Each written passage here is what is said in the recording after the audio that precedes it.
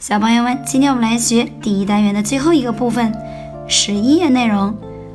C story time 故事时间，注意这个单词不要读成 story， story time。There's a bee in our classroom。我们教室里有一只蜜蜂。There's 有 a bee 一只蜜蜂 in our classroom in our classroom. Where is it? 在哪儿呢？ Where is it? Look, it's on the light. 看，它在灯上面。It's on the light. Where is it now? 现在它在哪儿？ It's on the fan. 它在风扇上边。Look, it's on the wall now. 看，现在它在墙上。Yes, 是这样的。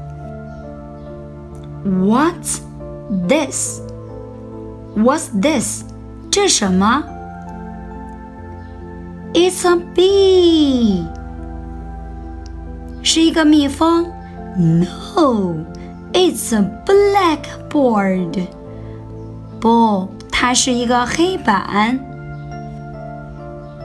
There's a bee on the blackboard. 黑板上有一只蜜蜂。Yes, it really is a bee. 它真的是一只蜜蜂。在这里边 be 动词 is 大写了，其强调语气要压在这里。Yes, it really is a bee. 它真的是一只蜜蜂。我们通过小故事可以看出来，这个三阳老师正在讲课，这时候呢，他想问大家，指着黑板说这是什么呀？他希望大家说这是黑板。结果呢，教室里飞来的这只小蜜蜂正好落到这个空上，孩子们就说 It's a bee， 它是一只小蜜蜂。好，我们整体跟老师来读一遍。Story time. There's a bee in our classroom. Where is it? Look, it's on the light. Where is it now? It's on the fan. Look, it's on the wall now. What's this? It's a bee. No, it's a blackboard. There's